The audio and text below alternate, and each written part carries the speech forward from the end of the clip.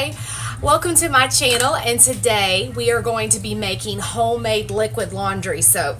And I'm really excited about this one today because I feel like laundry soap is one of those things that's a lot of people's first ever DIY, and it's something that we all use, and this is a wonderful way to save money, especially if you are really into as natural as possible and just simply cannot afford that very expensive liquid laundry soap.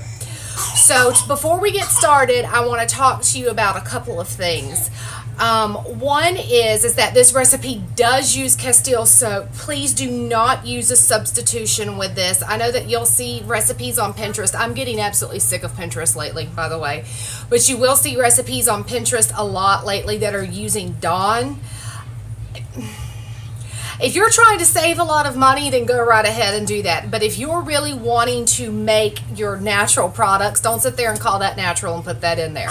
Another thing about liquid soap, or homemade soap rather, that I have found in talking to people is a lot of the people who try to tell me that it does not, for them, I'm not telling you you're lying, but people that for them say that it does not work well for them, I've narrowed it down to two things. And I call this the tide the tide effect. And what I mean by that is they've narrowed it down to two things. One, they'll say that it does not lather as much, which for some reason nowadays we have this notion that if something lathers a whole lot, it cleans very well, when that's simply not true. Manufacturers put a lot of synthetic chemicals and surfactants and things like that in soaps, commercial soap products, just to make them lather, when in fact that has nothing to do with actual cleaning power. The other thing that I have noticed is that people will say that it doesn't work as well because their clothes don't smell like they would store-bought detergent. And I'm going to let you in on a little clue here. Unfortunately, and this is why I call it the Tide or the Downy effect, all of those things that they're putting in your soaps and scent boosters and fabric softeners and all of those things are made with lots of nasty synthetic chemicals, even some natural chemicals as well. But remember, arsenic and asbestos are natural, so just because something's natural doesn't mean it's good for you. So do remember that. But anyway, what they do is they put these things in here, and they're full of binders, emulsifiers, synthetic scents, things like that, to make your clothes smell island fresh even 2 weeks after you've actually washed them. This is actually not a good thing. Your clothes should not be that strongly scented. That means they were bathed in lots of chemicals. So what I mean by that is this does not make your clothes smell strong. So there are people that will pull these out of the dryer and the scent may not be quite strong enough for them, and that's because this is natural. So it's not going to make your clothes stink or anything like that. Don't get that impression. It will smell when you pull them out of the washer. They will smell faintly when removed from the dryer. And then they will smell clean and fresh, but they will not smell strongly of lavender, which is the scent that we're using today. They will not smell strongly of lavender 2 weeks from now or whenever that is, okay? I also want to real quick show you something really cool. My husband, because he's amazing, made me this little tray with my channel name on it to put my products on, so like I can take pictures of my ingredients and everything. Alice, sorry. And so I can use this for all kinds of stuff, so I'm really excited about this. So let's get started. So for this DIY, we are going to be making washing soda to put in this, and I'm actually going to give you another little freebie. I'm going to show you how to make homemade OxiClean, and once you realize how easy it is, you will never buy it again. So that being said, we're going to start with baking soda. Now, washing soda is technically baking soda that has been dehydrated. And once the water is removed from it, it changes the alkalinity, and it actually will look different. Now, I don't know if this is going to show up on camera. This is regular plain old baking soda, okay?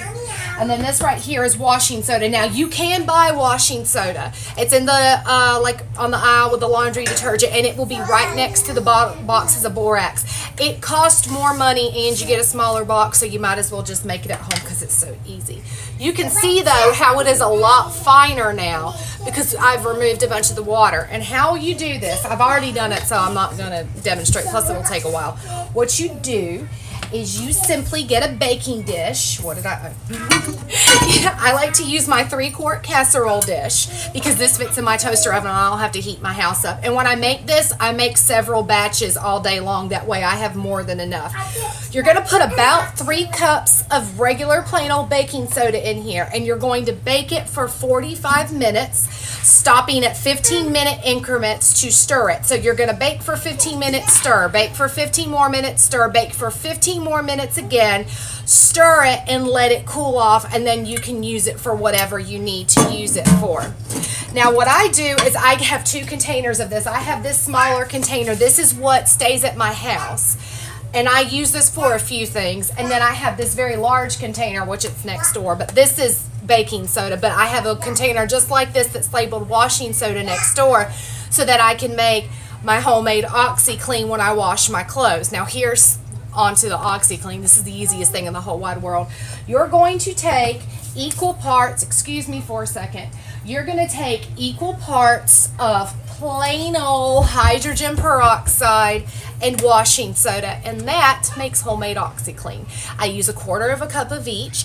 Now these two are fine to mix together. They cannot, however, be stored together, so that's why by my washer I have a bottle of this and I have the container of washing soda that I just showed you. They cannot be stored together because they react with one another and they crystallize, and you'll get this very hard, unusable substance. So just keep the 2 bottles in your laundry room, and then whenever you're ready to do your clothes, just dump in 1/4 cup of each, just with your laundry detergent. You don't have to put it in any special dispenser or do anything finicky. You just do that, and that's all there is to it. And that is your homemade washing soda and your homemade OxyClean. Now for the main event, because I know you've all just been waiting for this. Sarcasm, of course. We're going to make our laundry detergent. Now for your laundry detergent, you're going to need a 5-gallon bucket. Now this recipe technically only makes about 1.5 gallons, and you could definitely use your mop bucket or like a 2.5-gallon container, but I like to use the big bucket because there's a lot of powdered ingredients that go in this, and so we want to be able to mix them up really, really well. You're also going to need, like I said, your Castile soap. This is lavender. This is what I'm going to use today. And you're going to use baking soda, plain old baking soda, washing soda, and then your borax. And remember, I said my box was cracked a few weeks ago, and so I just went ahead and poured it in this bowl and measured it. Okay, you're also going to need a whisk. You're going to need a lot of water, 16 cups. You're going to need some essential oil. Now, the essential oil technically is in here purely for scent. However, I do like to choose oils that have some cleaning properties. So peppermint, tea tree, lemon, or lavender, any of those would be wonderful options because they have great cleaning properties. But really, in this case, it's there for the scent. I find that if I coordinate my scent, so like I'm using lavender soap, so that means that I'm going to use lavender EO, that does help boost the scent a little bit more. Okay, so what you're going to do is you're going to take, oh, also, sorry, you need something to store it in. This is an old pickle jar. I have to redo the label, but this is an old pickle jar. This is what I store it in. And like I said, this makes about 1.5 gallons, so I always have a little bit left over that I put in a smaller jar and I gift to somebody. So because we, of course, are always worried about contamination, make sure your hands are clean and dry, all of your utensils are clean and dry, and that you've boiled your water. So to start, you're going to take 8 cups of that water, and you are going to bring to a rolling boil for 10 minutes, or of course buy distilled water. That's fine too, although I don't see the point in spending the money. I've got it in a bowl over here cooling. Next, you're going to take your other 8 cups, and you're going to put them in a pot, bring it to a rolling boil for 10 minutes. While that is boiling, we are going to measure in our powder ingredients into our bucket. So first we'll go our 1 cup of borax. Get my measure here, sorry. 1 cup of baking soda, and remember, this stuff does not have to be super exact. Don't stress out about it. And now our washing soda. And the washing soda, I'm going to do a heaping 1 cup. It would probably measure out to being about 1 cup plus 2 tablespoons or so. Now, this stuff is very fine. Don't inhale. And you can see I've got fumes. Not really fumes, just dust. Okay, and so I'm going to screw the lid on that, and I'm just going to quickly give this just a little bit of a whisk. Bang that off. Now, I just turned the heat off of this water, so it is still very hot. You want to turn the heat off. You can let it cool for a bit if you want, but it needs to be very hot to help dissolve all of this. So I'm going to very carefully pour this into my bowl, my bucket, sorry. And then I'm going to whisk it until it's all combined. And see, this is why I like to use this big bucket. It gives you plenty of room to whisk as much as you need to.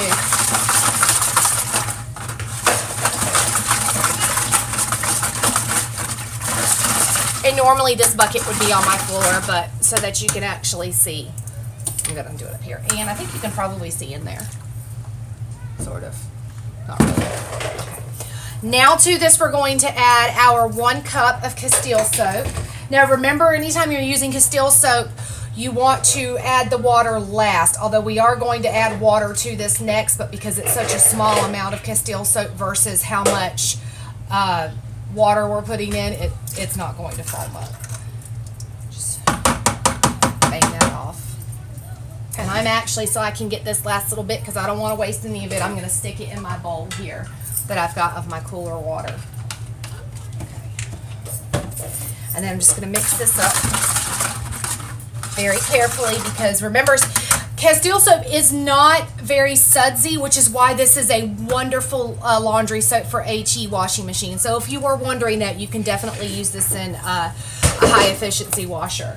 And then we're going to add the oils, and because this is a lot of oil, we're using 20 to 25 drops. I'm going to do 25 today. I'm going to show you how to do this. I take a little steak knife, and you can't see here. I take a little steak knife, slide this under here, and pop this off. And then so I don't lose it, I just stick it right there in the cap. And then I'm going to take my little dropper here, and I'm going to measure out 25 drops. Make sure that this is also clean and dry. Okay, so 1. Okay, so okay, so I have measured this out before, and I know that my dropper holds 10 drops in it. So now I'm going to go 1, 2, 3, 4, 5. Okay, that is something that if you would like to do this stuff a lot, that's a neat idea, is to go ahead and measure consistently how much will fill your dropper. That way you don't have to sit there and count it out constantly. Then I'm just going to push the lid back on, and we're going to give it another quick whisk. And I can actually hear baking soda and stuff moving around on the bottom. Yep.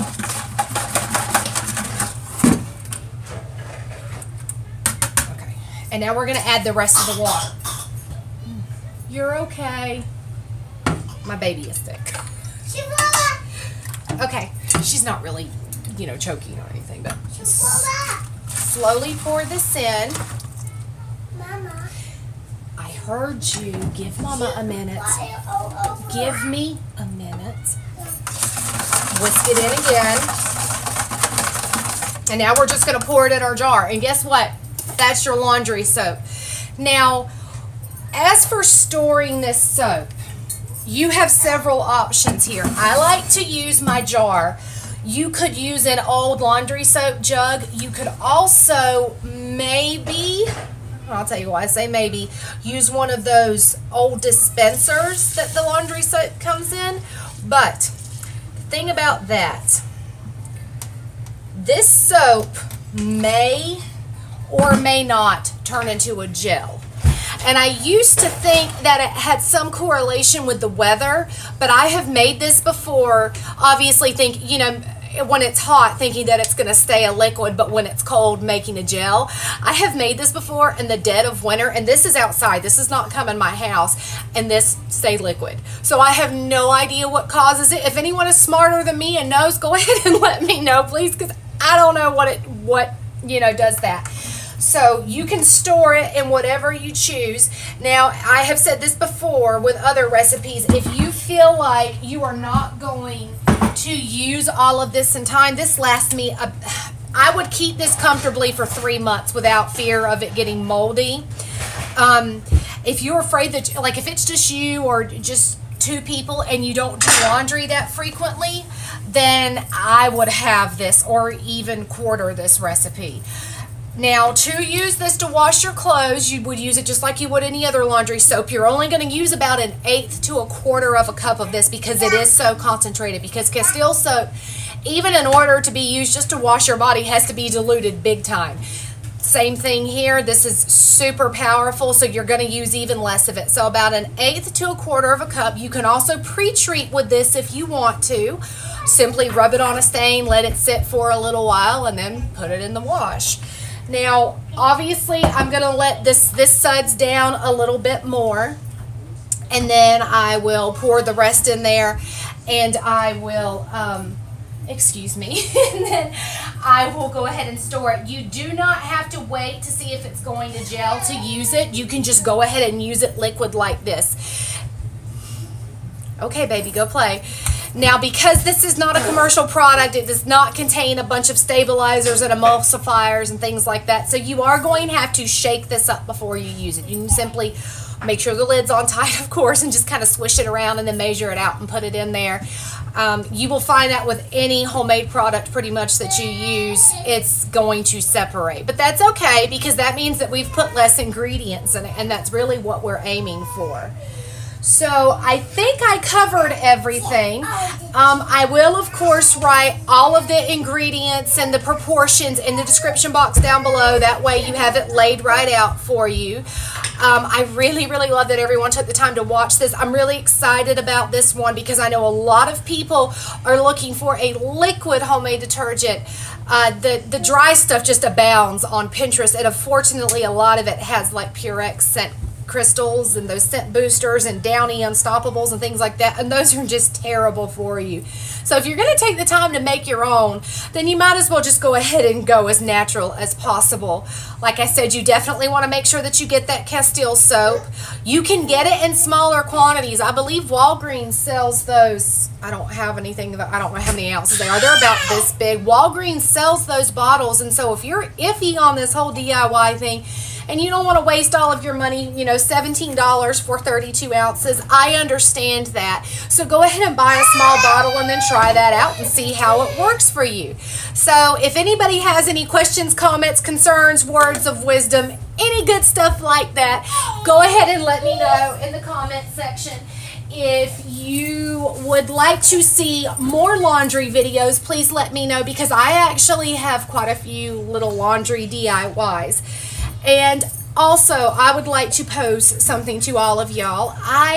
Of course, I said in my first video about how much I really wanted to make makeup tutorials, and unfortunately, this is not a good enough camera to do that. But I was wondering, what if I tried to do a video that was somewhere around like the purpose and how to contour, the purpose of doing it, you know, really understanding it. And so then it's not actually like having to zoom in and really get into all these gradients and things, but it's more technique. So if y'all would like to see that, please let me know because that is something that I really want to do, and knowing me, I'll probably do it anyway and just see how it goes. All right, well, thank y'all for watching, and if you need anything at all, just let me know, and also remember to like, comment, and subscribe.